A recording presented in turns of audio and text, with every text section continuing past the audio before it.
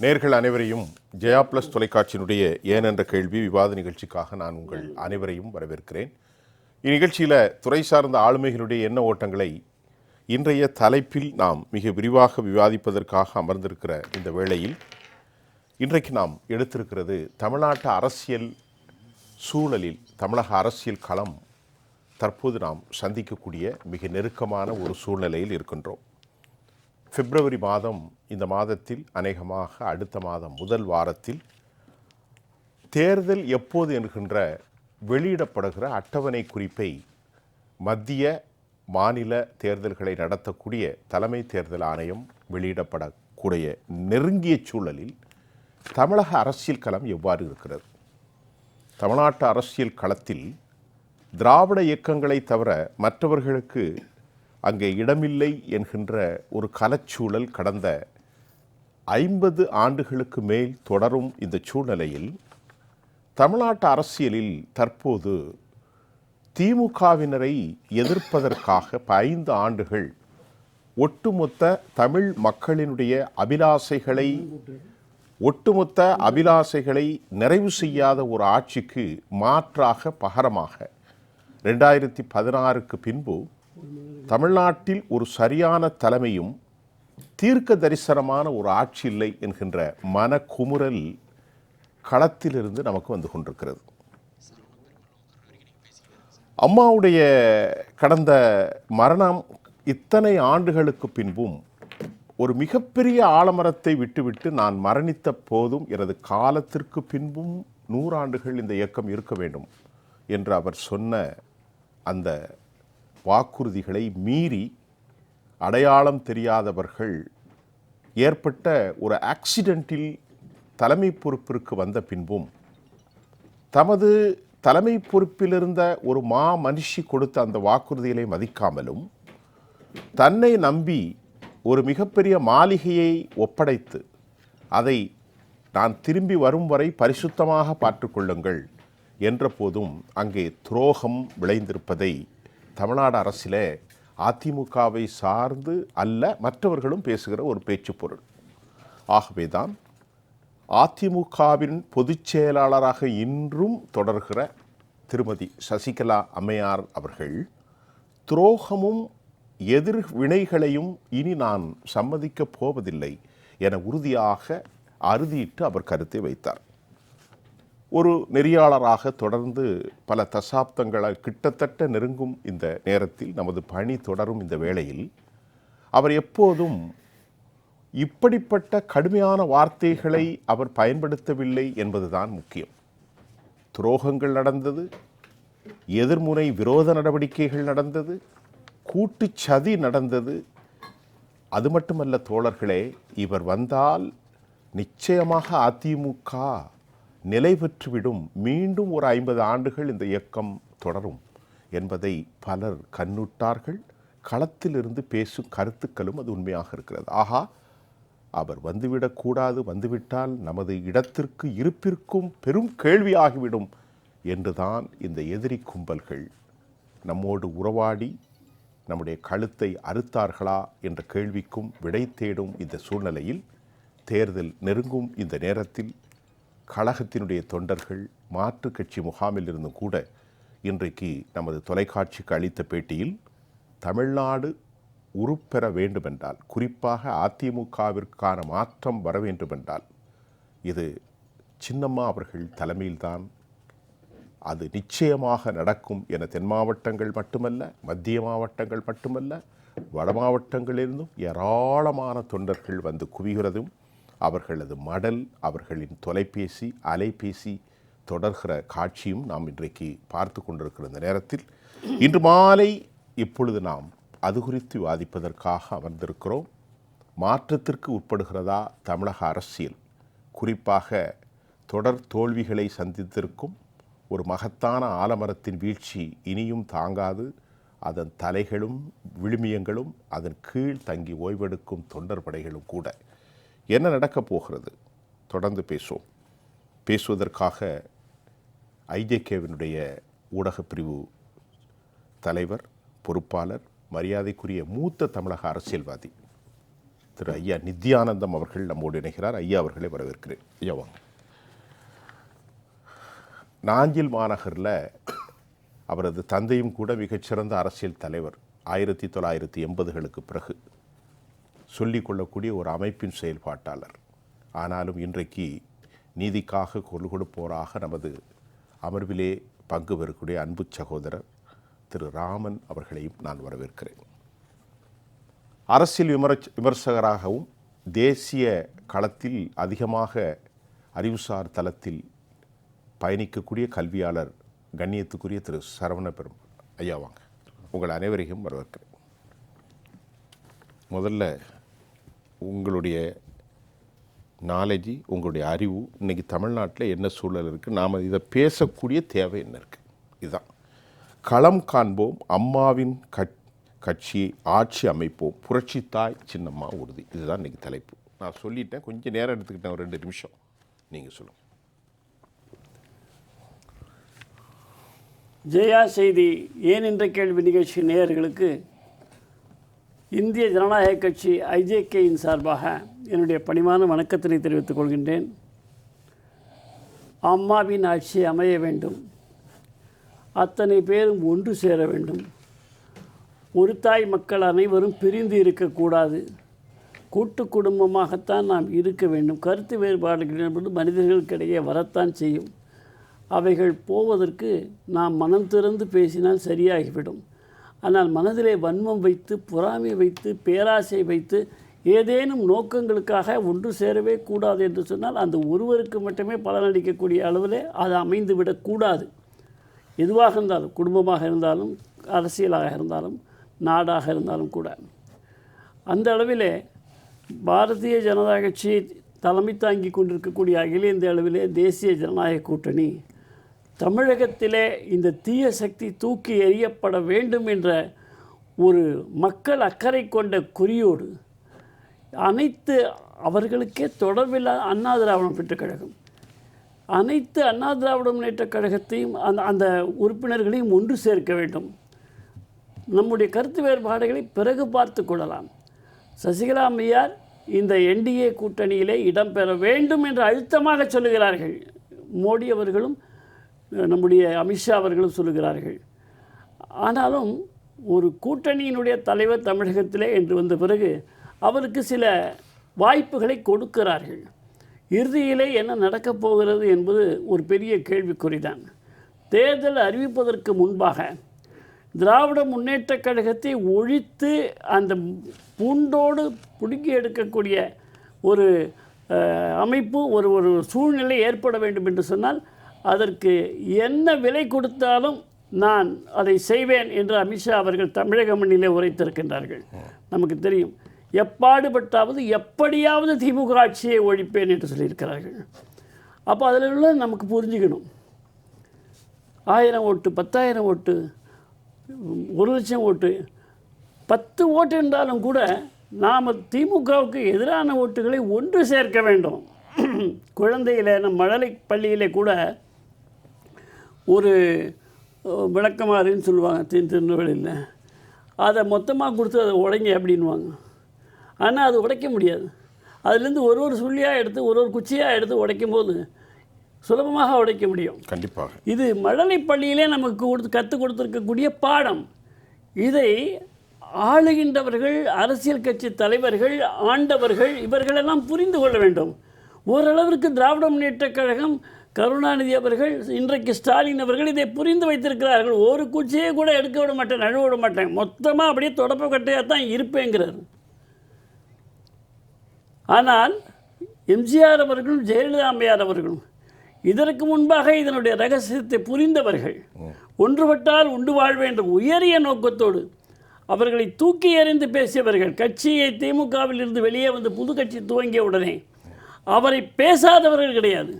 பல தலைவர்கள், பெரும் தலைவர்கள், 50 தலைவர்களில் இருக்கக்கூடியவர்களெல்லாம் பேசினார்கள். அவர்களையெல்லாம் அரவணைத்து எம்ஜிஆர் அவர்கள் கட்சியிலே சேர்த்து கொண்டார்கள், ஆட்சியை பிடித்தார்கள். ஜெயலலிதா அம்மையாரை என்னவெல்லாம் வசைப்பாடினார்கள். எம்ஜிஆர் அவர்களுடைய மறைவுக்கு பிறகு அத்தனை வசதிகளையும் ஜெயலலிதா அம்மையார் இந்த தீய சக்தி வந்துவிடக்கூடாது என்பதற்காகத்தான் எம்ஜிஆர் அரசியல் வாழ்க்கையிலேயே முழுமையாக இருந்தவர். முதல் தேர்தல் 67 படுத்துக்கொண்டு வெற்றி பெற்றார். தன்னுடைய இறுதி தேர்தல் அமெரிக்காவில் படுத்துக்கொண்டு வெற்றி பெற்றார். அவருடைய வாழ்க்கை பாருங்க, அவர் நேராக வரணுங்கிற அவசியமே இல்லை. அவர் மருத்துவமனையில் இருந்து வெற்றி பெற்ற முதல் தேர்தலும் கடைசி தேர்தலும் என்று சொல்லக்கூடிய அளவிற்கு ஒரு சாதனை படைத்தவர் எம்ஜிஆர். 1994 புரூக்ளினில், ஆமாம், அந்த காலகட்டத்தில் ஐயா ஒரு நினைவு இருக்கும். இந்த மாதிரி தொலைக்காட்சிகள் வீடுகள் கிடையாது. அந்த நேரத்தில் சிறிய பெரிய பெட்டிகளை வரும், வீடியோ பாக்ஸ், ஆமாம், காருக்கு பின்னாடி செட் பண்ணி வச்சுருப்பாங்க. ஒவ்வொரு கிராமங்களிலும் நொறுக்கி தின்றால் 100 வயது என்பார்கள். நம் முதல்வரோ மென்று அழகாக சாப்பிடுகிறார். ஏனென்று சொன்னால் அந்த காலகட்டத்தில் திரு கருணாநிதியுடைய ஆட்கள் மொட்டையில் முடி முளைத்தாலும் எம்ஜிஆர் முட்டையில் முடி முளைத்தாலும் எம்ஜிஆர் மொட்டையில் முடி முளைக்காது என்று மிக மோசமாக பேசினார்கள். அவர் இனி திரும்பி வரமாட்டார் என்று சொன்னார்கள். உண்மை. அவர் அழகாக வந்தார். 87 டிசம்பர் 24 வரைக்கும் தமிழ்நாட்டில் இருந்தார். எப்படி அதற்கு பிறகு கருணாநிதி அவர் இருக்கும் வரை தமிழ்நாடு ஆட்சியின் ஜார்ஜி கோட்டை பக்கம் கூட போனதில்லை. நான் குறிப்பாக உங்களுக்கு சொல்கிறேன், நீங்கள் சொன்ன விஷயத்தை வச்சே இதெல்லாம் நான் சிறு குழந்தையில பார்த்துருக்கேன். நீங்கள் சொன்ன விஷயத்துலேருந்து அதுலேருந்து அப்படியே நூலாக பிடித்து நான் சொல்லுகிறேன். எம்ஜிஆர் அவர்கள் மருத்துவமனையில் புரூக்ளின் அமெரிக்க நாட்டிலே படுத்துக்கிற பொழுது அவர் வந்த பிறகு அவருக்கு ஆட்சியை நான் திருப்பி கொடுத்து விடுகிறேன், நானும் அவரும் ஒரே இலையிலே சாப்பிட்டுருக்கிறோம், அந்த அளவுக்கு எனக்கு நெருக்கமானவர் என்றெல்லாம் கருணாநிதி அவர்கள் சொன்னார்கள். இன்னொரு வசனத்தை எடுத்தாரேன், மக்கள்கிட்ட பேசுவோம். இப்போ நம்ம விவாதம் இல்லையே. தமிழர்களே தமிழர்களே, என்னை கடலில் தூக்கி எறியுங்கள், எரிந்தாலும் நான் கட்டுமரமாக வருவேன், அதில் ஏறி நீங்கள் பயணம் செய்யலாம். உண்மை. இதை யார் சொன்னா? கருணாநிதி அவர்கள் தான் சொன்னாங்க. அந்த அளவுக்கு புரட்சி தலைவர் அவர்கள் இருக்கின்ற போது ஆட்சிக்கு வர முடியலையே. ஆமாம், என்னை ஏறி மிதியுங்கள், உங்களுக்கு மிதியுங்கள் எங்க சொன்னார்? உங்களுக்கு செருப்பாய் நான் உழைப்பேன். செருப்பு அடுத்த அவசரம். ஆமாம். இப்படி சரி, இப்போ இது எதுக்கெல்லாம் ஏன் சொல்றோம்னா, இப்படிப்பட்ட சிறந்த ஆட்சி அதிமுக. இன்னொரு விஷயம் அதில் சேர்த்துக்கங்க, ரொம்ப முக்கியமான விஷயம், அதை விட்டுடாதீங்க. சரி, இது எம்ஜிஆர் அவர்கள் குறித்து கருணாநிதி அவர்கள் 2 வேடங்களை போட்டது. ஒன்று, முட்டையில் மயிர் முளைத்தாலும் எம்ஜிஆர் மண்டையில் முளைக்காது என்று சொன்னார். அதை முளைச்சி அதை வச்சு கட்டி வச்சுட்டு ஒன்றும் பண்ண போகல. இவர்களெல்லாம் வன்மமான வார்த்தைகளை ஒரு நோயாளி என்று கூட பேசாமல் இன்றைக்கு அது யார் பேசினா தெரியுமா? சொல்கிறேன். தமிழ் திரையுலகத்தில் சகரகலா வல்லவனாக எல்லாவற்றிலும் இருந்த ஒருவர் தான் இந்த வசனங்களை பேசினார். லஞ்சம் லஞ்சம் ஊரெல்லாம் லஞ்சம் என்று பாடல்கள் போடப்பட்டது. இருந்தபோதும் அன்றைய எலெக்ஷனில் 40% மேல் பெற்று டாக்டர் எம்ஜிஆர் அவர்கள் மகத்தான வெற்றி பெற்றார். அதில் ஒரு குறிப்பு இருக்குங்க, நீங்கள் ரொம்ப சாதாரணமாக இதை சொல்லிட்டீங்க. எம்ஜிஆர் அவர்களுக்குள்ள மரியாதை இருக்கிறது. அந்த மரியாதை எதோடு சேர்ந்து அல்லது அந்த பூவோடு ஒரு நாரும் சேர்ந்து மணக்கும் என்பது போல, அரசியலிலே இல்லாத, அரசியல் அதிகமே படிக்காத ஜெயலலிதா அம்மையார் அவர்கள் தமிழகம் முழுவதுமே சென்று சுற்றுப்பயணம், எம்ஜிஆர் இல்லாத அண்ணா திராவிட முன்னேற்ற கழகத்தை வெற்றி பெற செய்த ஒரு உரிமை, ஒரு பாராட்டும் ஒரு கடமையும் அவர் செய்து முடித்து காட்டினார், நிரூபித்து காட்டினார். அந்த காலகட்டத்தில் தான் அவருக்கு செங்கோல் வழங்கப்பட்டது. அப்பொழுது அவரோடு உடன் இருந்தவரெல்லாம் நம்முடைய சசிகலா அம்மையார் அவர்கள் தானே. சசிகலா அம்மையார் இருந்தார்கள் கிட்டத்தட்ட 40 வருஷத்துக்கு மேலே அந்த அனுபவமும். அப்போது இதெல்லாம் நான் ஏன் குறிப்பிடுறேன் அப்படின்னா, ஒரு இன்றைக்கு பிளந்து போய் கிடக்கிறது, பிரிந்து போய் கிடக்கிறது. அந்த குடும்பத்தினுடைய தலைவன் என்று தன்னை கருதக்கூடிய யாராக இருந்தாலும் கண்ணிலே ரத்தம் வடிப்பார்கள். ஆனால் ஏன் அதை புரிந்து கொள்ளாமல், அந்த உணர்வுகளை மதிக்காமல் பிரிந்து இருக்க அனுமதிக்கிறார்கள் என்றுதான் கேட்கிறேன். அதிலே அவர்களுக்கு தன்னல நோக்கம் ஏதேனும் உண்டா என்று மக்கள் சிந்திக்கிறதுக்கு அது இடம் கொடுத்து விடும். அதனால் மீண்டும் திமுக வருவதற்கான வாய்ப்பு நீங்கள் ஏற்படுத்தி கொடுப்பீர்கள். பேசுவோம். இப்போ நம்ம சில விஷயங்களை மறைபொருளாக பேசுவதற்கு ஒன்றும் இல்லை, எல்லாம் வீதிக்கு வந்து விட்டது. இன்னைக்கு மிகுந்த பொறுமை, மிகுந்த சமாதானம். கேளுங்க, ஐயா டிஜிஎஸ் தினகரன் அவர்கள் சொல்வார்கள், பொறுமை பொறுமை பொறுமை. ஒரு எல்லையற்று போகின்ற போது தமிழகத்தில் எல்லோருமே சொல்கிறார்கள், சசிகலா என்பவர் மட்டும்தான் இந்த கட்சியை நிலைநிறுத்த முடியும். இது அதிமுகவில் மட்டும் இல்லை, டிஎம்கேவுடைய முகாம்களிலும் பேசுகிறாங்க, பேசப்பட்டு கொண்டே இருக்கிறது. ஆனால் திட்டமிட்டு நடத்தப்பட்ட இந்த நன்றி என்ன சொல்றது கொண்டு எப்படி பார்க்கிறீங்க? நானும் கூட வார்த்தைகளை கவனமாகத்தான் பயன்படுத்த வேண்டும். அதாவது வி.கே. சசிகலா அம்மாவுடைய 42 ஆண்டு கால பொது வாழ்க்கையை பார்த்தீங்களா, உடலும் உள்ளமும் இந்த இயக்கத்துக்காக தன்னை அர்ப்பணித்து ஒரு பிரம்மச்சாரியாக அவர் வாழ்ந்து கொண்டிருக்கின்றார். அதாவது பல தலைவர்களை உருவாக்கியவர், பல உள்ளாட்சி தலைவர்களை உருவாக்கியவர், பல எம்எல்ஏக்களை உருவாக்கியவர், பல எம்பிக்களை உருவாக்கியவர், பல மாநில அமைச்சர்களை உருவாக்கியவர், பல மத்திய அமைச்சர்களை உருவாக்கியவர் தான் தியாக தலைவி சின்னம்மா. கடந்த சோதனை காலத்திலெல்லாம் சிறை மற்றும் பல்வேறு வழக்குகளெல்லாம் சந்தித்து இந்த இயக்கத்தை கட்டி காக்க வேண்டும் என்ற ஒற்றை இலக்கை நோக்கி தான் அவர்கள் செய்த தியாகங்கள். சாதாரண விஷயம் கிடையாது சார். இன்றைக்கி சாதாரண ஒரு 2 பேரை பிடிச்சி உண்மையை சொல்லி ஏன்னா பொய் அடிச்சுட்டு விட்னஸ் மாதிரி போயிட்டு போகலாம்ல. கண்டிப்பாக. ஏன்னா காவல்துறை அந்த காலத்திலே பார்த்தீங்கன்னா கலைஞர் அரசால் மிரட்டப்பட்டு நீ ஏதாவது உண்மையை சொல்லிட்டு போயிரு, ஜெயலலிதாமா இப்படி போனால் உனக்கு என்ன, நீ உண்மையை சொல்லிட்டு போயிருன்னு சொல்லிட்டு அப்படிலாம் சொல்லிட்டு ஏமாத்தினாங்க. அப்போ கூட தியாகத்திலே சசிகலா அம்மையார் வந்து ஒருபோதும் நான் கட்சிக்கு துரோக பண்ண மாட்டேன்னு சொன்னாங்க. அந்த நிலைமையில் நீங்கள் பார்க்கின்ற போது 2011 அதிமுக கூட்டணி வெற்றிகரமாக அந்த கூட்டணியை உருவாக்கி 10 ஆண்டு காலம் அதிமுகவை தொடர்ச்சியாக வர வைத்தவர் தியாகத்தலைவி சின்னம்மா. அப்படிப்பட்ட தியாகசீலங்களை கொண்ட நல்ல உயர்ந்த எண்ணங்கள் கொண்ட வி.கே. சசிகலா அம்மையார் கடந்த 5 ஆண்டு காலமாக திமுகவுடைய அதாவது அவங்க பண்ணக்கூடிய தவறுகளை எல்லாமே வெளிச்சம் போட்டு காட்டினதும் எதிர்க்கட்சி வரிசையிலிருந்து வி.கே. சசிகலா அம்மையார் தான் சொன்னாங்க, வேறு யாருமே சொல்லலை. அவங்க என்ன சொன்னாங்க, ஒவ்வொரு முறை நீங்கள் பார்த்தீங்கன்னா இன்றைக்கி வந்து சோதனையான காலகட்டம் அந்த அம்மா எப்படிலாம் செயல்பட்டாங்க என்பதை பார்த்தீங்கன்னா எம்ஜிஆர் சொல்லுவார், ஒவ்வொரு முறையும் தியாகத்தில் சின்னம்மா ஒவ்வொரு முறையும் ப்ரெஸ் மீட்டிங்கில் பார்த்தீங்கன்னா எம்ஜிஆருடைய பொன்மொழிகளை தான் பாடல் வரிசையில் காட்டி தான் சொல்லுவாங்க. அவங்க வந்து அதாவது வெற்றி மீது வெற்றி வந்து என்னை சேரும், அதை வாங்கி தந்த பெருமை எல்லாம் தியாகத்தலைவி சின்னம்மாவை சேரும், பெற்றெடுத்து பேர் கொடுத்த அன்னை அல்லவோ நீ பேசுகின்ற தெய்வம் என்பது உண்மை அல்லவாண்டு இப்படி தான் தொண்டர்கள் அதிமுக ஆட்சி இருந்த போது 2021 வரைக்கும் சசிகலா அம்மாவை எப்படி நினைத்தார்கள்? தியாகத்தலைவி சின்னம்மா வேண்டி யார் அழைத்தது? தொண்டர்கள் அழைத்தார்கள், அமைச்சர்கள் அழைத்தார்கள். இன்னைக்கு வந்து ஜெயலலிதா அம்மா எந்த அளவுக்கு முக்கியத்துவம் கொடுத்தா அதே முக்கியத்துவம் சசிகலா அம்மாவும் கொடுத்தது. இன்று யார் வேண்டாம்னு சொல்லுவாங்க அவர்கள் தானே. அதெல்லாம் சொல்கிறேன், இத்தனை பதவிகள் உங்களுக்கு கொடுத்தார்களே, இன்று நீங்கள் வேண்டாம் என்று சொல்லுகிறீர்களே, உங்களுக்கு முகவரி இல்லாதவர்கள் முகவரி கொடுத்தவர்கள் தியாகத்தலைவி சின்னம்மா. அப்படிப்பட்ட உயர்ந்த லட்சியங்களை கொண்ட தியாகத்தலைவி சின்னம்மா இன்று வரைக்கும் ஏன் திரும்ப மௌனமாக இருக்கிறாங்க? ஒற்றுமை. ஆமா, காரணம் என்னவென்றால் ஒற்றுமையா வாழ வேண்டும் என்று நினைக்கிறாங்க. இன்னைக்கு அவங்க என்ன சொல்றாங்க பாருங்க, நமக்குள்ள சண்டை வேண்டாம், குடும்பத்துக்குள்ள 1000 பிரச்சனை இருக்கும், அது ஒருங்கிணைந்து செயல்பட்டு நம்முடைய இலக்கு திமுக வீழ்த்த வேண்டும். இப்போ என்ன ஆகி போச்சுன்னா அவங்களுடைய இலக்கு என்னன்னா நமக்கு வேண்டாம், இது வந்து எல்லாமே ஒரு செட்டப் பண்ணி இப்படிலாம் பண்ண அவங்கள மனசு எவ்வளோ பாடுபடும் சொல்லுங்க. மிகப்பெரிய எவ்வளோ மனசு சார். இன்னைக்கு சார் அவங்க எந்த விஷயம் சொல்லலை சார். இன்னைக்கு யாரை வேண்டாம் என்று இவங்க சொல்றாங்களோ, இன்னைக்கு வி.கே. சசிகலா அம்மையார் இங்க இவர்களை அக்கு வேற ஆணி வேற அவங்களுக்கு சொல்றதுக்கு பெரிய நேரம் ஆகாது சார். நீங்க என்ன தவறு செஞ்சுக்கீங்க, நீ ஏன் என்ன எதிர்க்கிற, ஏன் நீ வேண்டாம்னு சொல்றதுக்கு அந்த ரகசியத்தை உடைத்தால் அது அவங்களுக்கு இவங்களுக்கும் வித்தியாசமா போயிடும். கண்டிப்பா.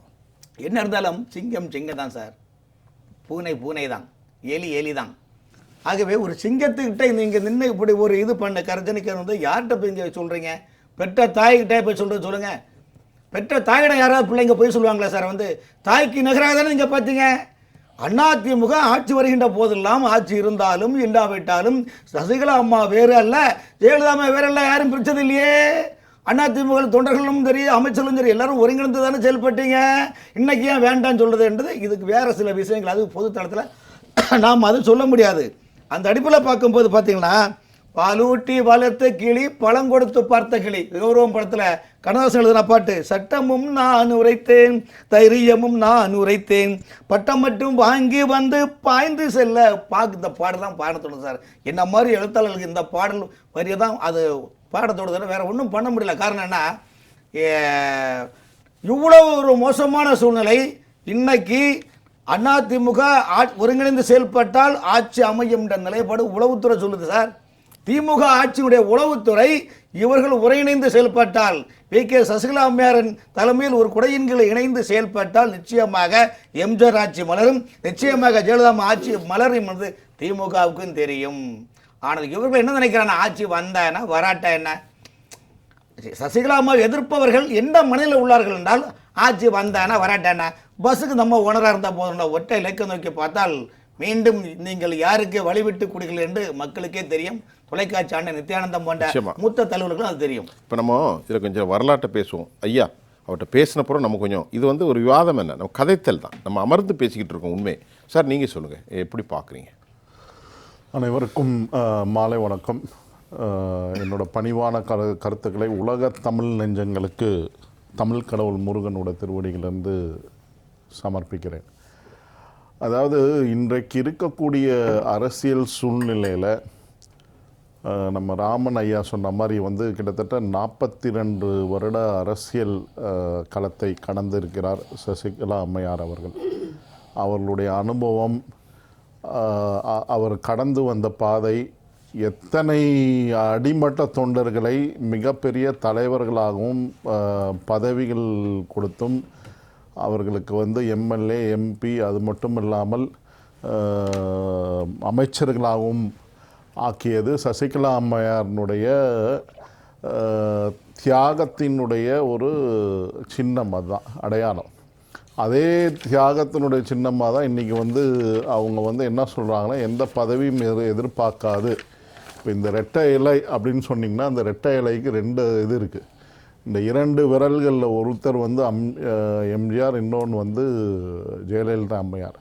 அந்த 2 பேரினுடைய கொள்கையை இந்த இரட்டை இலையினுடைய சின்னமாக கொண்டு சசிகலா அம்மையார் புரட்சித் தலைவர் எம்ஜிஆரினுடைய ஆட்சியை, அவர் கண்ட கனவை தமிழக மக்களை காப்பாற்றுவதற்காகவும் ஒருங்கிணைந்த தமிழகமாக, இந்தியாவினுடைய ஒருங்கிணைந்த தமிழகமாக செயல்படுவது எப்படி அப்படின்றத பற்றி இன்றைக்கி வந்து சசிகலா அம்மையார் தவிர்த்து தமிழகத்தில் யாரும் புரிந்து வைத்திருப்பதாக, அதை பற்றி இப்போ அறிந்து வைத்திருப்பதாக, அதனுடைய உணர்வு இருப்பதாக தெரியவில்லை. அதுதான் வந்து சுப்பிரமணிய சாமி போன்றவர்கள் வந்து தெளிவாக சொல்லிட்டாங்க. இன்றைக்கு இருக்கக்கூடிய அரசியல் சூழ்நிலையில் இப்போ இந்த ஸ்டாலின் ஆட்சி வரும்போதே, வரதுக்கு முன்னாடி அவர் சொன்னார், சசிகலா அம்மையார் தலைமையில் தமிழகத்தில் ஆட்சி நடந்தால் சிறப்பாக இருக்கும் அப்படின்னு அவர் சொல்லியிருக்கார்.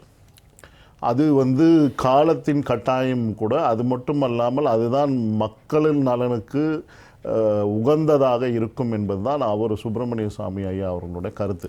ஏன்னா சுப்பிரமணிய சாமி ஐயா அவர்கள் சொன்ன கருத்து வந்து சாதாரண கருத்து அல்ல. அவர் வந்து அரசியல் களத்தில் வந்து சர்வதேச அளவு, இந்திய அளவு எல்லா இடங்கள்லையும் வந்து கடந்து ஒரு அனுபவத்தில் சொல்கிறார். இன்றைக்கி மக்களுக்கு என்ன தேவை, யார் தலைமையேற்றால் அதை நம்ம அடைய முடியும், மக்கள் நலன் நீடிக்கும், ஜனநாயகம் நீடிக்கும் என்றால் சசிகலா அம்மையாரினுடைய தலைமை தான் தேவை என்பது தான் சொல்லியிருக்கார். அது இல்லாமல் இன்றைக்கும் வந்து பார்த்திங்கன்னா எந்தவித எதிர்பார்ப்பில் இல்லாமல் தியாகத்தின் ஒரு சின்னமாக,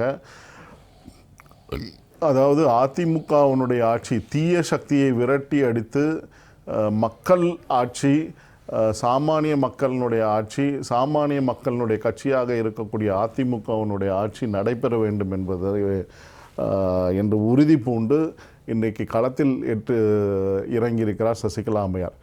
இன்றைக்கு நடந்திருக்கக்கூடிய அந்த நிர்வாகிகளோட கூட்டத்தில் வந்து அவர்கள் வந்து பேசியிருக்கிறார். உறுதியாக எம்ஜிஆர் ஜெயலலிதா அம்மையார் கண்ட கனவை நிறைவேற்றுவோம் என்று உறுதி பூண்டிருக்கிறார் அப்படின்றத நம்ம பார்க்குறோம். அது இல்லாமல் வெற்றியை நோக்கி அவர்களுடைய செயல்பாடு இருக்கிறது தான் தோணுது. ஆனால் உண்மையிலே வந்து அதிமுகவினுடைய தலைமையில் இருப்பவர் வெற்றியை நோக்கி நகர்வதாக அவர்கள் தெரியவில்லை. என்டிஏ கூட்டணி வெற்றி பெற வேண்டும் என்று செயல்படுவதாக தெரியவில்லை. நம்ம ராமன் ஐயா அவர்கள் சொன்ன மாதிரி யார் ஏறினா ஏறுங்க, ஏறாட்டி போங்க, நான் தான் பஸ்ஸு டிரைவர், நான் தான் பஸ்ஸு ஓனர், நான் தான் கண்டக்டர், எல்லாமே நான் தான் அப்படின்ற போக்கில் வந்து இன்றைக்கி ஒரு அரசியல் விமர்சகர் வந்து 2 நாளைக்கு முன்னாடி நான் பேசினேன். அவர் என்ன சொல்கிறாருன்னா, அவர் என்ன நினைக்கிறாருன்னா, யாரும் வந்து என்னோடய பதவி, என்னோடய சேரை வந்து பிடிங்கிடக்கூடாது, நான் எதிர்க்கட்சி தலைவராக கூட இருந்துட்டு போகிறேன் அப்படின்ற நிலைப்பாட்டில் தான் எடப்பாடி பழனிசாமி ஐயா அவர்கள் செயல்பட்டு கொண்டிருப்பதாகவும், வெற்றி அடைய வேண்டும், ஆட்சியை பிடிக்க வேண்டும் என்ற எண்ணம் இல்லாமல் தான் அவர் செயல்பட்டு கொண்டிருக்கிறார். தீய சக்திக்கு உறுதுணையாக செயல்படக்கூடிய களத்தை தான் உருவாக்கி கொண்டிருக்கிறார்கள் அப்படின்னு அந்த அரசியல் விமர்சகர் கொந்தளித்து சொல்கிறார். ஸோ இதுதான் வந்து நிலவரம். ஆகையினால இன்னைக்கு வந்து வெற்றிவேல் வீரவேல் என்ற கோஷத்தினுடைய செயல்பாடாக சசிகலா அம்மையார் அவர்கள் களத்தில் இறங்கியிருக்கிறார். வெற்றியை பெறுவார். என்னுடைய கோரிக்கை என்னவென்றால், வருகின்ற ஜெயலலிதா அம்மையாருடைய பிறந்த நாள் பிப்ரவரி 23 அன்று ஒரு மாபெரும் கூட்டத்தை களத்தில் நிறுத்தி, அவர் ஏற்கனவே சொன்ன மாதிரி வந்து பார்த்திங்கன்னா சிங்கங்கள், அதாவது அதிமுகவினுடைய சிங்கங்களை ஒருங்கிணைத்து வெற்றி வாய்ப்பை பெற்று இந்த ஜெயலலிதா அம்மையாருடைய பிறந்த நாள் என்று அதை உறுதி பூண்டு அதை நடத்தி காண்பிக்க வேண்டும் என்பதுதான் என்னோட கோரிக்கை. அது இல்லாமல் இந்த கோரிக்கை என்பது வந்து பல கட்டங்களில் வந்து மக்கள் உணர்ந்திருக்கிறார்கள் என்பதுதான் உண்மை. இன்றைக்கி வந்து ஏற்கனவே வந்து நம்ம வந்து அமமுகவில் இருந்து அந்த ஜீவிதான்றவங்க வந்து சசிகலா அம்மையாரை வந்து பார்த்துருக்காங்க. இந்த மாதிரி பல பேர் வர்றதுக்கு ரெடியாக இருக்காங்க அப்படின்றதான் நிதர்சனமான உண்மை. என்னிடமே பல பேர் வந்து தொடர்பு கொண்டு இந்த மாதிரி சசிகலா அம்மையாருடைய கரத்தை பலப்படுத்துவதற்காக நாங்கள் தயாராக இருக்கிறோம் என்று கூறிக்கொண்டு இருக்கிறார்கள். நம்ம நிறைய பேசுவோம். இந்த அதிமுகவுடைய வரலாற்றோடு இன்றைக்கு அம்மாவுடைய இந்த பயணத்திற்கான தெளிவான ஜோதி தெளிவுபடுத்தப்படுகிறது மட்டுமல்ல, தமிழக அரசியல் தாண்டியும் ஆல் இண்டியா லெவலிலும் விவாதிக்கப்படக்கூடிய ஒரு கருப்பொருளாக மாறிக்கொண்டிருக்கிறது. இப்போ நாம் உட்காந்து பேசிக்கிட்டு இருக்கோம் இல்லையா, பல இளைஞர்களுக்கு அதிமுகவுக்கு வாக்களித்தாலும் சசிகலா அம்மையார் இந்த இயக்கத்திற்கு அவருடைய பங்கு பணி என்ன? இதை ஒரு செய்தியை ஒரு கேள்வியாக வச்சுறேன் உங்கள் 3 பேருக்கும். 1987 டிசம்பர் இறந்து போகிறார் புரட்சித் தலைவர் டாக்டர் எம்ஜிஆர் அவர்கள். பிசி அலெக்சாண்டருடைய ஆட்சி நடக்கு. அன்றைக்குத்தான் தமிழ்நாட்டில் அரசியல் கால் வைத்தல. அதற்கு முன்பு செல்வி ஜெயலலிதாவோடு இருந்த திருமதி சசிகலா அம்மா மிக முழு பொறுப்பையும் ஏற்றுக்கொள்கிறார். கருணாநிதியுடைய பல திட்டங்கள், கபடவேடதாரிகளின் பல திட்டங்கள், துரோகங்கள், எதிரிகளின் சதி, நல்லா கவனிங்க. லெட்டர் பரிமாற்றமெல்லாம் நடந்தது. எல்லாவற்றையும் அவர் முன்னின்று சிறப்பாக செய்து முடித்தார் என அனைவரும் பேசிக்கொண்டிருக்கிறோம். இதுதான் கட்சியினுடைய 2வது மறு உருவாக்கம். எம்ஜிஆர் அவர்கள் மரணத்திற்கு பிறகு அதிமுக இனி இருக்காது என்ற ஒரு சூழலில் இருக்கிறது என்று இன்றைக்கு வரைக்கும் கொண்டு நிறுத்தி வச்சிருக்கார். இதுதான் சசிகலா. நல்லா கவனிங்க. 1989 திராவிட முன்னேற்ற கழகம் ஜாஜேவா நிற்கும்போது செல்வி ஜெயலலிதா தனித்து நின்று போட்டிட்டு 22.37 விழுக்காடை வாங்குவதற்கு பக்கபலமாக இருந்தவர் யார்? இந்த சசிகலா. நல்லா கவனிங்க ஐயா. 22.37.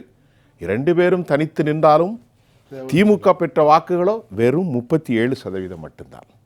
1991 ஆண்டு தமிழ்நாட்டில் வரலாறு காணாத வெற்றியை அதிமுக பெற்றது. அப்பொழுது அதிமுகவின் வரலாறு என்ன?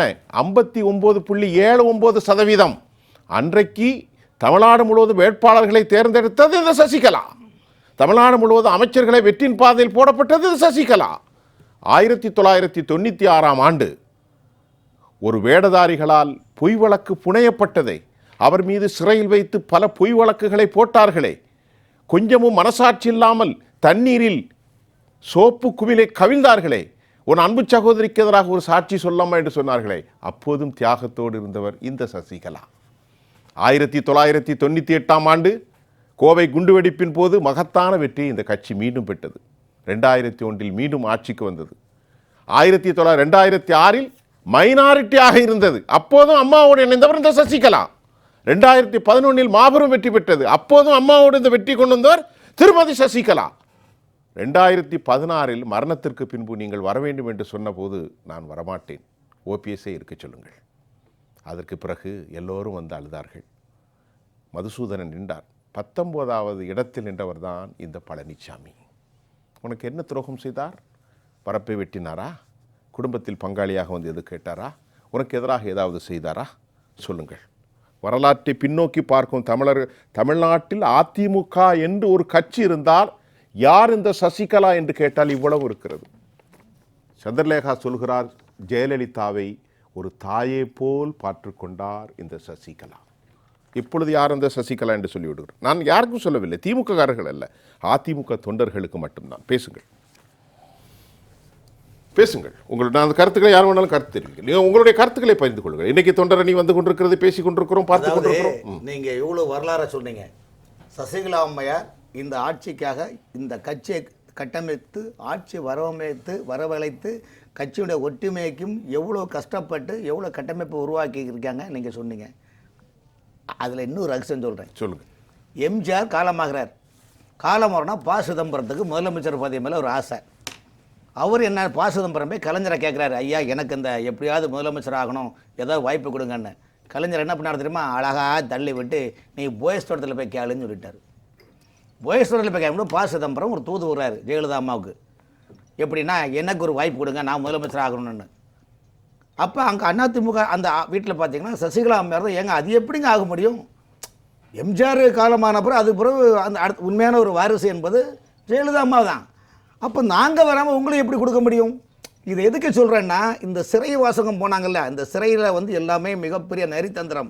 அந்த நரித்தந்திரத்தில் அன்னைக்கு பவரில் இருந்தால் ப. சிதம்பரம் அவர்கள், மத்தியில் பவரில் இருந்த ப. சிதம்பரம் அவர்கள் அந்த நமக்கு வாய்ப்பு தரவில்லையே என்ற வஞ்சகத்தை மனசில் வைத்து பழி வாங்கியதும் இந்த சிறை காலகட்டத்தின் கதையை சொல்கிறேன். இப்போ அன்னைக்கு அப்படிலாம் இருக்கின்ற போது இந்த கட்சி இந்த அளவுக்கு வடிவம் கொடுத்து யாருங்க காப்பது? இன்னைக்கு எதிர்க்கிறாங்களே, யாராவது ஒரு சிறை சென்றாங்களா? இன்னைக்கு எதிர்க்கக்கூடிய முன்னாள் தலைவர்கள், அமைச்சர்கள், எதிர்க்கட்சி தலைவர்கள் எல்லாருமே நாட்டு நட்டார்களா, களை பறித்தார்களா? கட்டப்பம் நாட்டு நட்டீர்களா, களை பறித்தாயா, அல்லது மஞ்சள் எடுத்து கொடுத்தாயா என்ற வசனத்தை போல் என்ன தியாகம் நீங்கள் செஞ்சீங்க? அப்போ அன்னைக்கு இவங்க சுதந்திர அதாவது சுதந்திரத்துக்கு பாடுபட்ட தலைவர்கள் எல்லாம் தியாகசீலர்கள் ஆனார்கள். அன்னைக்கு சுதந்திரம் வேண்டாம் என்னதில் வெள்ளக்காரங்கிட்ட அன்போ போட்டோம்னா இந்த நாடு நாடாக இருக்குமா சார்? சொல்லுங்கள். நீங்களோ நானோ அன்னை நித்யானந்தா அவர்களோ அல்லது சரணபெருமாளோ இப்படி சுதந்திரமாக பேச முடியுமா? அப்படி பேசக்கூடிய உரிமை கொடுப்பார்களா? இல்லையே. இந்த நாடு நமக்கு சொந்தம். அதே போல் இந்த அதிமுக எம்ஜிஆரில் உருவாக்கப்பட்டது, ஜெயலலிதா அம்மாவால் கட்டமைக்கப்பட்டது. ஆகவே எம்ஜிஆருக்கு அடுத்தபடி ஜெயலலிதா அம்மா எப்படியோ அதே போல் ஜெயலலிதாவுக்கு அடுத்தபடி உண்மையான இந்த அதிமுக அரசியல் வாரிசு ஒன்றிய ஜெயலலிதா சசிகலா அம்மையார் தான். வேற யாருங்க ராயல்டி கொண்டாட முடியாது. அது நான் சொன்னதே சாட்சி. நான் சொன்னதே சாட்சி. ஆமா, ஆதாரப்பூர்வமாக இன்னைக்கும் போய் விக்கிபீடியாவில் பாருங்க, அதிமுகவின் வரலாற்றை பாருங்கள். அவர்கள் பெற்றதை நான் பேசி கொண்டிருக்கின்ற போதே, நான் ப்ரிப்பேரே வரல, நான் பேசி கொண்டிருக்கிற போதே எனக்கு தெரிந்த விவகாரங்கள் அனைத்தையும் உங்களுக்கு சொல்லி இப்படி உண்ட வீட்டுக்கு ரெண்டகம் செய்து இன்னைக்கு நீங்க யாருன்னு கேட்குறீங்களே. ஆனால் சசிகலா அம்மா ஏன் இவ்வளோ பொறுமையாக இருக்குன்னா, இன்னைக்கு பாருங்கள், பொறுமையில் சிறந்த பூமியும் உண்டு, பொறுமையில் சிறந்த பூமியும் உண்டு, பூமியை மிஞ்சும் தாய் மனம் உண்டு, கோயிலில் ஒன்று குடும்பத்தில் ஒன்று, கருணையும் தாயும் கடவுளும் ஒன்று. அகத்தியர் படத்தில் உள்ள அந்த பாட்டில் வரி சார், இது எவ்வளோ அருமையான வரி.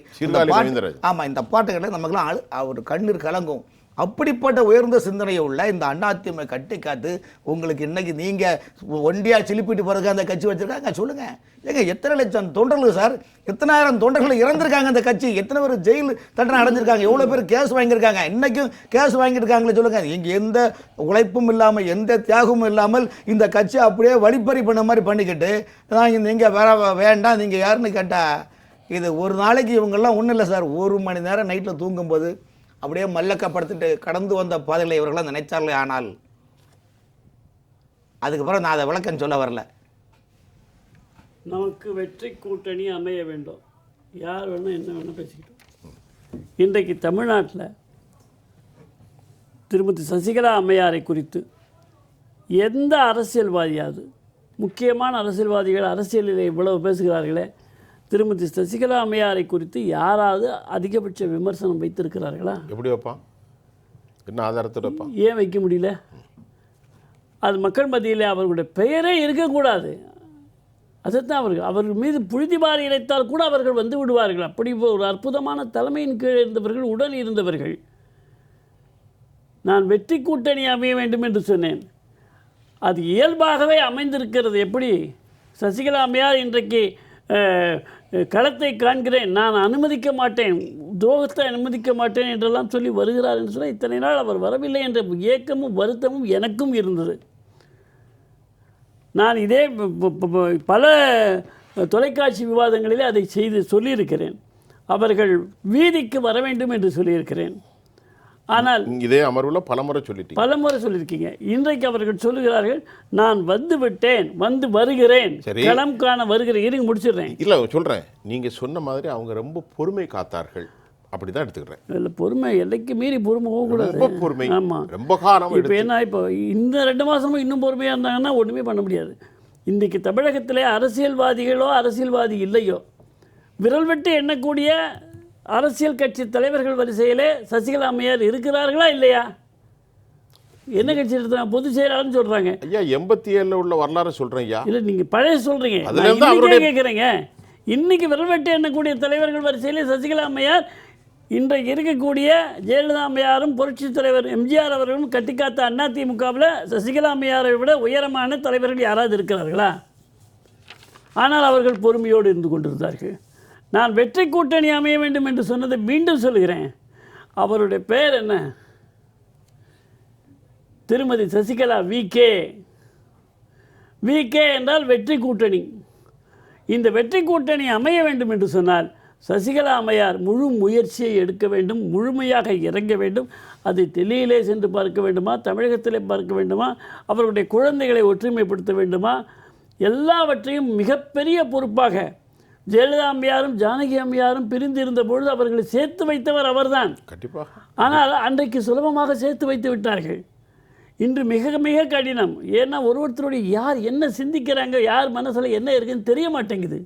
எவருமே ஆளுமை உள்ள தலைவர்கள் கிடையாது. யார் வேணால் என்ன வேணால் சிந்திக்கலாம். அன்றைக்கு இருந்தது ஆளுமை உள்ள தலைவர்கள். அதனால் சசிகலா அம்மையாருடைய பொறுப்பு மிக மிக அதிகமாக இருக்கிறது. அவர்கள் இறங்கி பார்க்க வேண்டிய தலைவர்களை பார்க்க வேண்டும், அகில இந்திய தலைவர்களை பார்க்க வேண்டும். எல்லாருக்கும் இவங்களை தெரியுமே. அதே போல் தினகரன் அவர்களையும் OPS அவர்களையும் சசிகலா அம்மையார் அவர்களையும் நம்முடைய தேசிய ஜனநாயக கூட்டணியிலே சேர்க்க வேண்டும் என்று பாரதிய ஜனதா கட்சி சொல்கிறது. நேற்றைய முன்தினம் நடந்த 8ஆம் தேதி நடந்த கடலூரில் நடந்த எங்களுடைய IJK மாநாட்டில், இந்திய ஜனநாயக கட்சியினுடைய மாநாட்டில் மிக தெளிவாக எங்களுடைய பார்வேந்தர் ஐயா அவர்கள் தெளிவாக சொன்னார்கள். அனைத்து கட்சியுமே 10 ஓட்டு, 100 ஓட்டு, 1000 ஓட்டு, எவ்வளவு குறுகிய சிறிய அளவில் வாக்குகள் இருந்தாலும் கூட அதை நாம் நழுவ விடக்கூடாது. எல்லோரும் சேர்ந்து இந்த தீய திராவிட முன்னேற்ற கழகத்தை வீழ்த்த வேண்டும் என்று பார்வேந்தர் ஐயாவும் சொன்னார்கள். எங்களுடைய தலைவர் ரவி பச்சமுத்து ஐயாவும் சொன்னார்கள்.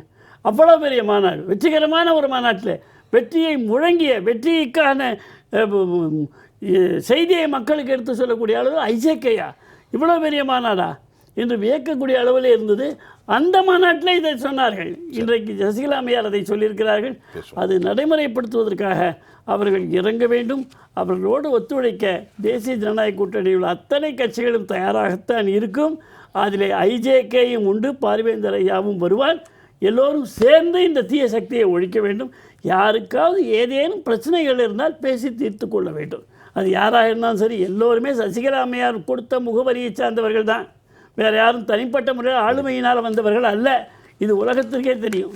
அம்மாவுடைய மரணத்திற்கு பிறகு அனைவரும் நின்றாங்க, நீங்கள் தான் காப்பாற்றணும்னு சொல்லி. அந்த வரலாறு உங்களுக்கு தெரியும்.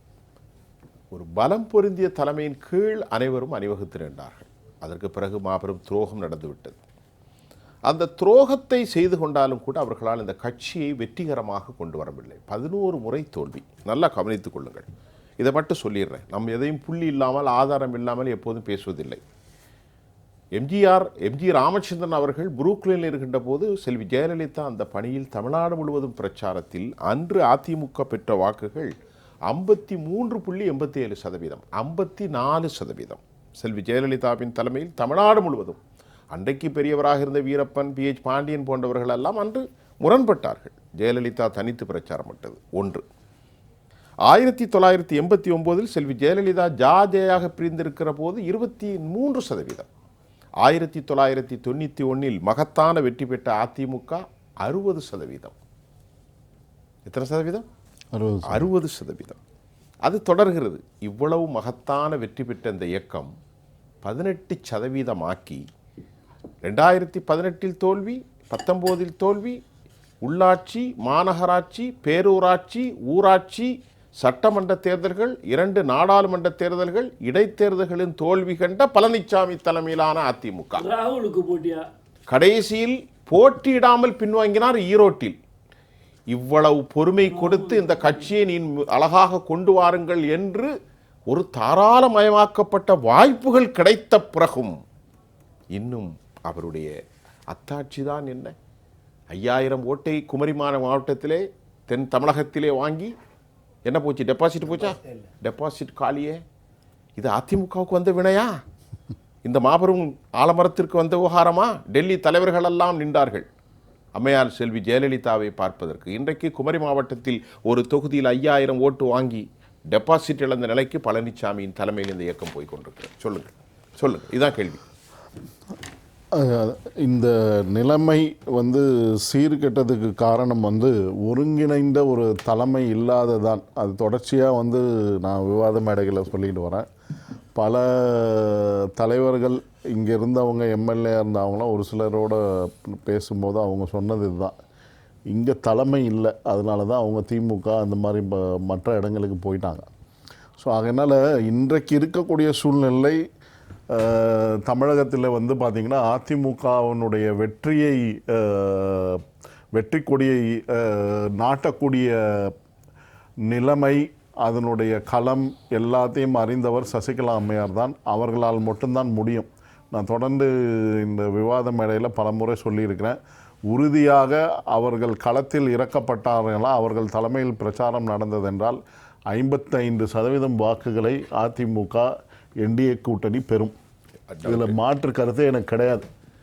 நீங்கள் என்னை கனவுல தூங்கிட்டு இருக்கும்போது கூட என்னை எழுப்பி கேட்டிங்கன்னா, கையெழுத்து லெட்டர் கேட்டிங்கன்னா இது கையெழுத்து கூட போட்டு கொடுப்பேன் நான். அந்த மாதிரி உறுதியான நிலை. இதுதான் கள நிலவரம். மக்கள் தயாராக இருக்கிறார்கள். ஒருங்கிணைந்த அதிமுகவாக என்டிஏ கூட்டணியில் வெற்றி வாய்ப்பை பெறுவதற்கு இந்த தீய சக்தியை நான் கடந்த முறை சொன்னது போல் அண்ணாமலை அவர்கள் சொன்னார், அண்ணா அறிவாலயத்தினுடைய செங்கல்கள்லாம் ஒவ்வொன்றா எடுப்பேன். ஆனால் சசிகலா அம்மையாருடைய இந்த பிரச்சாரமானது அண்ணா அறிவாலயத்தையும் அந்த கூட்டணியையும் சுக்கு நூறாக ஆக்கும். அந்த அளவுக்கு பலம் பொருந்திய ஒரு பிரச்சாரம் அவர்களால் செய்ய முடியும். தலைமை, அந்த ஒருங்கிணைந்த தலைமை, சசிகலா அம்மையாருக்கு ஒருங்கிணைந்த தலைமை வெற்றி வாய்ப்பை கொடுக்கும் என்பது தான் மக்களினுடைய கருத்து. நான் சொல்லவில்லை, களத்தில் இருக்கக்கூடிய நிதர்சனமான உண்மைகளை தான் சொல்லி கொண்டிருக்கிறேன். இதை புரிந்து கொண்டு வெற்றியை பெற வேண்டும் என்ற எண்ணமே இல்லாத சூழ்நிலையிலே விஜயிடமும் விஜயை நீங்கள் விமர்சனம் செய்து கொண்டு இந்த கபட நாடங்கள் ஆடுவது என்ன எதற்கென்று புரியவில்லை. இன்றைக்கி பார்த்திங்கன்னா பிரேமலதா அம்மையார் இந்த பக்கமும் இல்லாமல் அந்த பக்கமும் இல்லாமல் நான் சொல்லிடுறேன். அது ஏன் அந்த நிலவரம் ஏன்னு கேட்டிங்கன்னா, ஒருங்கிணைந்த தலைமையில் சசிகலா அம்மையார் மட்டும் அதிமுக தலைமையில் இருந்திருந்தால் பிரேமலதா அம்மையார் இங்கே அவர்கள் சொல் பேச்சு கேட்டு இந்த கூட்டணியிலேயே இருப்பார்கள். இதுதான் உண்மை. அது எந்த தலைவர்களாக இருந்தாலும் சசிகலா அம்மையாரோட தலைமையில் விருப்பப்பட்டு வருவதற்கு தயாராக இருக்கிறார். அவர்கள் கொடுக்கக்கூடிய நிதர்சனமான சீட்டுகளை வாங்கி கொண்டு பிரேமலதா அம்மையார்கள் இங்கே ஒருங்கிணைந்து இருப்பார்கள். ஆனால் ஏன் அது நடக்கலை அப்படின்னு போனால் அந்த தலைமை சரியில்லை. அதுதான் முக்கியமான. அது இல்லாமல் இந்த 42 வருட காலங்களாக நான் சொல்லவில்லை, பல ஊடகங்கள் தேசிய அளவிலே மிகவும் அரசியலை கரைத்து குடித்தவர்கள் சொல்லக்கூடியது, சசிகலா அம்மையார் ஜெயலலிதா அம்மையாரினுடைய நிழலாகவும், அது மட்டுமல்லாமல் புல்லட் ப்ரூஃப், ஒரு குண்டை தாங்கக்கூடிய கவச்சமாக இருந்து செயல்பட்டவர் அவர். அவர்களுடைய ஒவ்வொரு அரசியல் காய் நகர்த்தலிலும் எதிரிகளினுடைய தாக்குதல், ஜெயலலிதா அம்மையாரினுடைய தொடுக்கப்படும் தாக்குதல்களை ஒரு அரணாக இருந்து, ஒரு கவச்சமாக, புல்லட் ப்ரூஃபாக இருந்து செயல்பட்டவர் தான் சசிகலா அம்மையார். இன்றைக்கு உங்களுக்கும் நீங்கள் பெற்ற 11 தோல்விகளை ஒரே வெற்றியிலே 55% பெற்றுக் கொடுத்து உங்களுக்கு அரணாக ஒரு புல்லட் ப்ரூஃபாக இருக்கக்கூடியவர் சசிகலா அம்மையார் மட்டும்தான். அது மாற்று கருத்தே கிடையாது. அதை புல்லட் ப்ரூஃபை நீங்கள் போட்டுக்கிட்டீங்கன்னா உங்களுக்கு நன்மை. நான் அதை மட்டும் சொல்லலை. ஏன் இவங்கெல்லாம் அரசியலுக்கே லாயக்கற்றவர்கள் தான் நான் சொல்லுவேன். நீங்கள் எதுக்கு அரசியலுக்கு வரீங்க? அண்ணாதுரை ஒரு முறை சொன்னதாக எனக்கு என்னோட பல மூத்த அரசியல் தலைவர், குடியாத்தத்தில் இருக்கிற நண்பர் சொல்லுவார், காரி தூணு மூஞ்சில் துப்புனாலும் அந்த எச்சியை தொடச்சிக்கிட்டு நீ மக்கள் சேவை செய்வதற்கு தான் நீ வந்திருக்க. அதுதான் அரசியல். அதை விட்டுட்டு நீ இன்னைக்கு இருக்கக்கூடிய சூழ்நிலை என்ன பண்ணிட்ட, மக்களை மறந்துட்டு, மக்கள் சேவையை மறந்து விட்டு, நான் எதிர்க்கட்சி தலைவராக இருப்பேன், என்ன பதவியை சுக அனுபவத்திற்காக இருப்பது என்பது நிலைப்பாடு என்பது மக்கள் புரிந்து கொண்டிருக்கிறார்கள். ஒரு சின்ன விஷயத்தை இங்கே பதிவு செஞ்சிடறேன். அதுதான் இன்னைக்கு தியாக தலைவி சின்னம்மா அவர்கள் தெளிவாக சொல்லிடுறார், நான் எதையும் எதிர்பார்க்கவில்லை, இந்த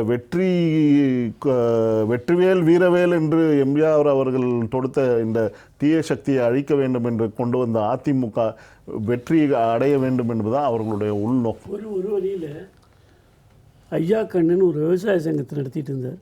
நம்மள்ட்ட பேசிட்டு இருக்காரு. ஆமாம், நடத்துறாரு. அவர் தொடர்ந்து பேசுறாரு. ஐயா மோடி ஐயா எங்களை விட்டுறாதீங்க ஐயா, நீங்கள் தான் காப்பாற்றணும் ஐயான்னு எல்லா மேடையிலையும் பேசுவார். இப்போ நாங்கள் கேட்குறோம், ஐயா எடப்பாடி ஐயா 3 விழுக்காட்டில் போன தடவை தோற்று போனீங்க, இந்த தடவை 1 விழுக்காடு கூட நீங்கள் விடக்கூடாது. 1 விழுக்காட்டில் வெற்றி பெற்றாலும் திமுக வெற்றி தானே. அதனால் ஐயா மக்கள் சொல்கிறத கேளுங்க ஐயா, எல்லாரும் ஒன்றா வாங்க ஐயா, அம்மாவும் அதுக்கு தான் இறங்கி வராங்க ஐயா, கை கோர்த்து வாங்க, அது உங்களை முதலமைச்சராக்கி அம்மாவோட ஆட்சி அமைக்கணுன்றாங்க. அது என்னுடைய கருத்தில் சொல்லும் போது ஐஜேகே இருக்கக்கூடிய தேசிய ஜனநாயக கூட்டணி ஆட்சி வரணுன்றோம். எல்லாமே ஒன்று தான், ஆனால் ஒன்று சேர்ந்தால் தான் அது வரும், இல்லைன்னு வராது.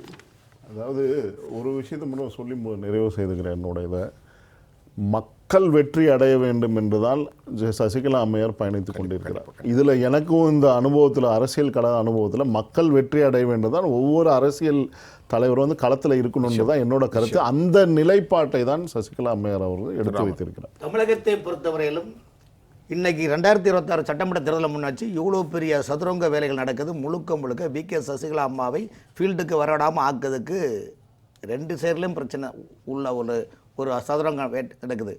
ஏன்னா தமிழ்நாட்டை பொறுத்த வரைக்கும் ஜெயலலிதா அம்மா இல்லாத நேரத்தில் இன்றைக்கி என்னென்னா, தமிழ்நாடு அரசு அதிமுக தொண்டர்களும் சரி, தமிழ்நாட்டு மக்களும் சரி, அதிமுக முகம் என்றால் அது வி.கே. சசிகலா அம்மையார் தான், வேறு யாரும் கிடையாது. அதனால் ஜெயலலிதா அம்மாவுடைய பிறந்தநாள் பிப்ரவரி இந்த மாதம் 24ஆம் தேதி வருது. இதற்கு பிறகு மிகப்பெரிய மாற்றங்கள் உருவாகும். தமிழக அரசியலில் மிகப்பெரிய பிரளயங்கள் உருவாகும். சரவணபெருமாள் சொன்னது போல் 2011 தேமுதிக இன்னைக்கு எதிர்க்கட்சி வரிசையில் உட்காந்து அந்த கூட்டணியை உருவாக்கின பெருமை வி.கே. சசிகலா அம்மாவுக்கு தான் மட்டும் சேரும். கம்யூனிஸ்ட் ரைட்டு லெஃப்ட் 2 கட்சிக்கும் அழகாக சீட்டை கொடுத்து டக்குன்னு அந்த 2011 வெற்றிகரமான தேர்தலை நடத்தி அதிமுக 10 ஆண்டு காலம் ஆட்சி கொண்டிருந்த பெருமை வி.கே. சசிகலா அம்மாவுக்கு தான் சேரும். ஆகவே காலம் கடந்து இங்கே ஞானம் பெற வேண்டாம். ஆகவே அதிமுக தலைவர்கள் மீண்டும் ஒரு வாய்ப்பு, ஒற்றுமையாக இருந்து செயல்படால் நிச்சயமாக இன்றைக்கி ஆட்சியை தக்க பிடிக்கலாம். இல்லாவிட்டால் fill in the blanks tour sir correct answer. அதான் இதுதான் நிலைப்பாடு. நேயர்களே, இன்றைக்கு நாம் ஒரு கதைத்தலில் ஈடுபட்டிருந்தோம். இது ஒரு கதைத்தல், இது ஒரு விவாதம் அல்ல. ஏனென்று சொன்னால் தமிழக அரசியல் களத்தை 1972க்கு பின்பு உலகம் சுற்றும் வாலிபனாக தீய இயக்கத்திற்கு களவாடப்படுகின்ற பொது சொத்துக்கு எதிராக கணக்கு கேட்டு வெளியேற்றப்பட்ட டாக்டர் எம்ஜிஆர் 1977ஆம் ஆண்டு மகத்தான வெற்றி பெற்ற போதும் 1980இல் ஆட்சி கலைக்கப்பட்ட 6 மாதத்தில் மகத்தான வெற்றி பெற்று 1984இல் செல்வி ஜெயலலிதா எம்ஜிஆர் அவர்கள் மருத்துவமனையில் அமெரிக்காவில் புரூக்ளினில் இருக்கின்ற போது தனி மனுஷியாக அவர் பயணத்தை மேற்கொண்ட அந்த தருணத்தில் அதிமுக பெற்ற வாக்குகளோ கிட்டத்தட்ட 54 விழுக்காடு. 87க்கு பிறகு இந்த இயக்கத்தை அழிப்பதற்கு எத்தனை திட்டங்கள். அன்று தோளோடு தோடு நின்று கருணாநிதி என்கின்ற ஒரு சக்தியை எதிர்த்து இயக்கத்தின் பால் வெற்றியை கொடுத்து இன்றும் களமாடி வந்திருக்கிறது என்றால் அது சசிகலா என்கின்ற ஒரு மனுஷி, அவருடைய உழைப்பு, அவருடைய தியாகம் என்பதை அதிமுக தொண்டர்கள் நன்கு உணர்ந்து கொள்ள வேண்டிய காலம். இருந்த போதிலும் பல துரோகங்கள் இழைக்கப்பட்ட போதும் கடும்போக்கு வார்த்தைகளும் கடும் சொல்லாடல்களும் வெட்கப்படுகிற அளவிற்கு நன்றிகெட்ட தன்மையோடு அவர் மீது அள்ளி வீசப்பட்ட போதும் தவறான பிரச்சாரங்களை ஆர்கே நகரில் சவப்பெட்டியோடு சென்றார்களே, இதையெல்லாம் மறுக்க முடியாது, மறைக்கவும் முடியாது. ஆனாலும் தன் மனதால் இதையெல்லாம் பொறுத்து கொண்ட ஒரு பொறுமையும் கூட அவரோடு நாம் கற்றுக்கொண்ட பாடமாகத்தான் இருக்கிறது. பொறுமை உலகின் மகத்தான ஒரு மாபெரும் ஆயுதம். இன்று உலகில் அதிகம் பேசப்படுகிற ஒரு ஆயுதம் GBU 57, அதைவிட பொறுமை மகத்தான ஆயுதம். அந்த பொறுமைக்கான விளைநிலம் வெற்றி ஒன்றே எமது குறிக்கோள் என்ற இந்த மாபெரும் பயணத்தில் தமிழகம் முழுவதும் தொண்டர்களும் தோழர்களும் மாற்றியக்க நண்பர்களும் சாறை சாறையாக இன்று போயஸ் தோட்டத்தில் சென்று கொண்டிருப்பதும் ஜெயா பிளஸ் அவர்களுடைய செவ்வியை தொடர்ந்து ஒளிபரப்பி கொண்டிருக்கிறது. நாளைய தமிழகத்தில் நல்லாட்சி மலரும் என்பதே அவரது செவ்வியாக இருக்கிறது. இன்றைய கதைத்தலில் எங்கோடு பேசிய திரு சரவண பெருமாள், திரு ராமன், மரியாதைக்குரிய ஐயா நித்யானந்தன், உங்கள் அனைவருக்கும் நன்றி. மீண்டும் மற்றொரு களத்தில் நான் உங்களை சந்திக்கின்றேன். அதுவரை உங்கள் அனைவர்களிடமிருந்தும் நான் உங்கள் சுஃபியான், ஜெயா பிளஸ் தொலைக்காட்சிக்காக நன்றி. மீண்டும் சந்திப்போம்.